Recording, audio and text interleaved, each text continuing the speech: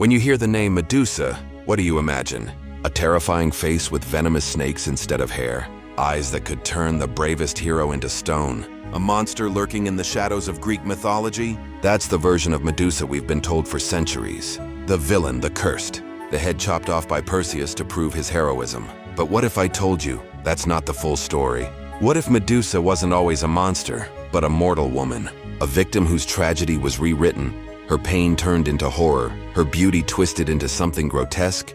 Today, we're peeling back the layers of myth to reveal the real Medusa, the woman before the legend, the Medusa you think you know. For most people, Medusa is simple. She's one of the three Gorgons, monstrous sisters with serpent hair, razor-sharp teeth, and a stare that petrifies. She lives far away, in the edges of the world, until Perseus comes along, chops off her head, and uses it as a weapon. It's the classic monster-slaying story. Hero versus beast, good versus evil. Simple, clean. But myths aren't clean. They're messy, layered, contradictory, and evolving. And when we trace Medusa's story back to its earliest roots, we find a very different picture. The earliest Medusa, not yet a monster. In the earliest Greek sources, Medusa wasn't always described as a serpent-haired creature of terror. Hesiod's Theogony, one of the oldest surviving Greek texts, calls her the mortal sister of two immortal Gorgons, Stheno and Euryale. Yes, mortal. Unlike her sisters, Medusa could die. She wasn't born eternal. She wasn't untouchable. And what's fascinating, early depictions of the Gorgons weren't even consistent. Sometimes they were terrifying, with tusks and wide eyes. Other times they had beauty mingled with danger. The Greeks themselves didn't know what to do with Medusa. Was she a monster, a protector, or something in between? The woman before the curse. Later myths, especially from the Roman poet Ovid in his Metamorphoses, gave us the version that most of us know today. Medusa as a breathtakingly beautiful woman. She wasn't just pretty. She was said to be so beautiful that people whispered about her hair, shining, radiant, mesmerizing. She served as a priestess in Athena's temple, a sacred space of purity and devotion. The turning point, Poseidon's desire. Medusa's beauty didn't go unnoticed. Among the gods of Olympus, one in particular set his eyes on her, Poseidon, the god of the sea. Now Poseidon was powerful, unpredictable, and known for his desires. And in Ovid's Metamorphoses, he pursues Medusa not with love, but with force. The story says that he violated her inside the very temple of Athena. Imagine that. The temple, a place of purity, protection, and sacred vows, turned into the scene of her humiliation. And here's where the myth takes its sharpest turn, because after this event, Medusa wasn't comforted or defended. Instead, she was punished. Athena's wrath, or protection. According to the story, when Athena discovered what had happened, her fury was not directed at Poseidon, the powerful god, her uncle, but at Medusa, her own priestess.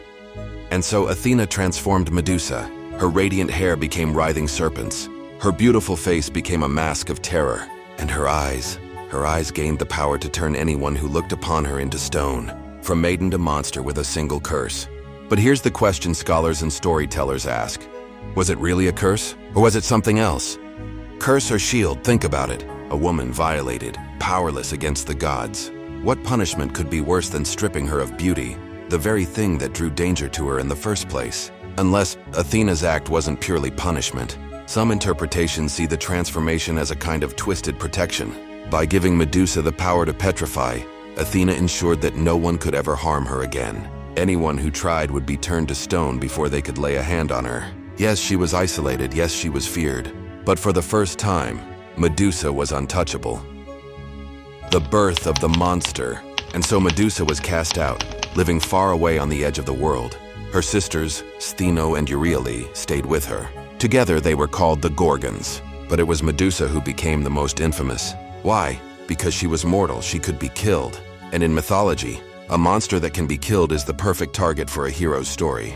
The shift in narrative, this is where the legend twists. Instead of being remembered as a woman wronged, Medusa was remembered as a beast to be slain. Her humanity stripped away, her tragedy rewritten. By the time the myth spread, no one talked about her beauty, her priesthood, her suffering. All that remained was the monster with snakes for hair. But the truth, the earlier fragments tell us more. Medusa wasn't born a villain. She was made into one. Enter the hero, Perseus. Every great myth needs a hero, and for Medusa, that hero was Perseus. Perseus was the son of Zeus, born of a mortal woman named Danae. Like many Greek heroes, his life was shaped by impossible quests. And the most famous of them all? The mission to bring back the head of Medusa. Why Medusa? Because she was mortal. Her sisters, Stheno and Euryale, couldn't be killed. But Medusa, the once beautiful priestess turned into a cursed outcast, was vulnerable. And in mythology, vulnerability becomes the excuse for violence. The quest begins. Perseus didn't take on this mission alone. He was armed, gifted in fact, by the gods themselves. From Athena, he received a polished bronze shield, gleaming like a mirror. From Hermes, winged sandals to fly swiftly. From Hades, the helm of invisibility. And from Hephaestus, a sharp, unbreakable sword. Notice how the gods stacked the deck in Perseus's favor. Medusa wasn't just a challenge, she was a target. The silent hunt Medusa, by now, lived in exile with her sisters, far at the edge of the world. She was not invading kingdoms. She was not terrorizing cities. She was simply existing. But Perseus came anyway. He approached her while she slept. Imagine it. The once mortal priestess, cursed, isolated, finally at rest. And in that moment, the so-called hero crept into her sanctuary. Unable to face her directly, he used Athena's shield as a mirror, avoiding her gaze. Step by step, he closed the distance, his sword raised. And with a single stroke, he severed her head. The birth that followed death. But Medusa's story didn't end there. From her neck sprang two children, fathered by Poseidon. Pegasus, the winged horse of legend. Chrysaor, a warrior with a golden sword. Even in death, Medusa gave life. Her blood carried power. Her head, still dripping, still writhing with snakes, retained its ability to turn onlookers into stone. Perseus carried it like a trophy. He used it to defeat his enemies, to petrify monsters, even to save his mother from a tyrant. And eventually he gifted the head to Athena. She mounted it on her shield, the Aegis, forever displaying the face of the woman she had once cursed. The irony of legacy. Here's the twist. Medusa, the woman punished for being beautiful, transformed for surviving violence, hunted down in her sleep, became a symbol of divine power. Her severed head, the Gorgonion, appeared on shields, armor, coins, and temples, not as a warning of evil, but as a protector, a talisman, a source of fear to ward off harm. The monster was dead, but her image lived on as a guardian. Hero or villain? So was Perseus truly a hero? Or was he just the final instrument of a system that punished Medusa twice? First for her beauty, then for her survival. And Athena, the goddess who cursed her, now wore her head as armor. The very power she had given Medusa to defend herself became a weapon for others. This isn't just mythology. It's a mirror of how stories are told. Who gets to be the hero and who gets reduced to the villain. Nice, let's keep the flow going. Here's part 4 of the real Medusa before she was twisted by myth in full cinematic YouTuber style. From monster to protector, after her death, Medusa's image spread everywhere in the ancient world. Her face, with its wide eyes and serpent hair, became one of the most common symbols in Greek art. But here's the twist. It wasn't used to celebrate Perseus's victory. No, Medusa's head became a protective talisman, the Gorgonion. Warriors carved it on their shields to ward off enemies. Temples displayed it to scare away evil spirits. Even everyday objects, cups, jewelry, doorways, bore her face as a charm of protection. Think about that. The woman once branded a monster, feared and hunted, was now considered powerful enough to protect others even in death. It's ironic. The gods cursed her, heroes killed her, yet the people clung to her image for safety. Medusa as power. Why Medusa? Why not Perseus? Because Perseus may have slain her, but he didn't embody the power. Medusa did. Her stare, her snakes, her very essence was terrifying, yes, but it was also unstoppable. The Greeks knew that in her destruction, her power remained untamed. Even severed, her head still petrified. She was more than a monster. She was raw, uncontrollable power. And power in mythology always fascinates. Fear of women's rage. Now let's pause for a second. Look at this from another angle. Medusa was once a beautiful woman, silenced and cursed for what happened to her. Her transformation made her feared, isolated, and labeled a monster. But deep down, doesn't this echo something bigger? The fear of women's rage. To the ancient Greeks, a woman who could not be controlled was dangerous. Medusa embodied that danger. Her gaze wasn't just deadly, it was independence, a defiance of being objectified. Is it any wonder her story was rewritten as a warning? Look what happens when a woman dares to hold power. She becomes a monster. Medusa reclaimed. But myths evolve. They don't stay frozen. In modern times, Medusa has been reclaimed. Artists, writers, and thinkers see her not as a villain but as a symbol of survival. A woman punished unfairly, yet transformed into something that could never be touched again. In the Renaissance, painters like Caravaggio depicted her head in all its horror, yet couldn't hide its tragic beauty. In the 20th century, feminists saw her as an emblem of women's anger, silenced for too long. Even today, her image is used in fashion, art, and activism as a sign of defiance, of saying, "I will not be broken." Medusa, once twisted into a cautionary tale, now speaks as a voice of empowerment. The layers of Medusa. So which Medusa is real? The monster slain by Perseus, the mortal priestess wronged in Athena's temple, the cursed protector, isolated but untouchable, or the modern icon of survival and strength? The truth is, she's all of them. Mythology isn't about one single version. It's about how stories are told, who tells them, and what message they want to leave behind. And in Medusa's case, the message has shifted across time, from fear to protection to empowerment.